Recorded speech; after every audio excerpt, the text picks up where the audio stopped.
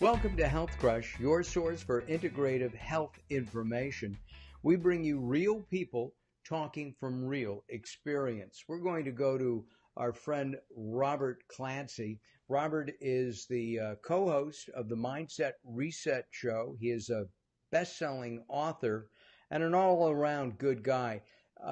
Robert has spent many years working with, I guess, potential suicide victims and has experienced suicide in his own family and friends. Robert, this is a very serious topic. Is suicide becoming more and more prevalent, especially among younger people? Well, it's not that it's becoming more prevalent. It's just that it's more in the news and more in our face than it has been in the past. It was something that most people didn't talk about. You're very ashamed when it happens. So I'll say the old days, you kind of brushed it under the rug. And the first time I encountered that was as a child. I was in my neighborhood, and I remember I was one of the last people to see one of the other neighbors alive. And I saw him, he looked at me, I waved to him, and he walked up, and shortly thereafter, he committed suicide in a hotel. And it wasn't really talked about. I mean, everybody knew that, but there's a stigma attached to it. Yeah. And it's one of the things that, when I've worked with the American Foundation for Suicide Prevention, and I've seen, the people that have been affected by this, or those who are still struggling. We have had a number of suicides in the last couple of years of celebrities. And when celebrities commit suicide or end their life, which is the way it should be reported,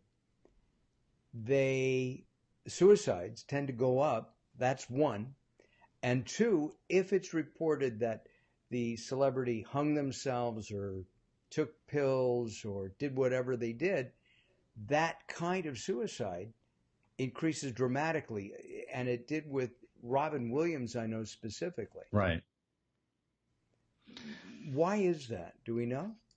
Well, it's, if you're struggling, and that's why you really don't want to make that suggestion of how. So it's really that, it's not that the person's, depression can lead to suicide, but it's not the cause of it. There are many factors that lead to that.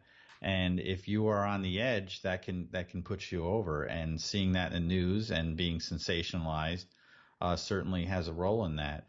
The one thing that I learned in working with the American Foundation for Suicide Prevention was that there are a million reasons that someone can think of why they shouldn't be here.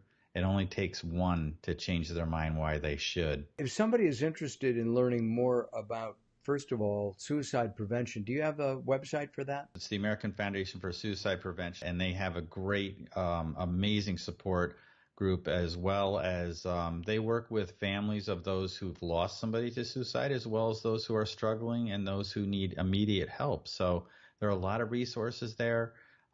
There's a place to call. They have a hotline number. They have a national website. So it's a great organization to get involved with. I'm Mark Allen for Health Crush. Thanks for watching. We'll see you next time.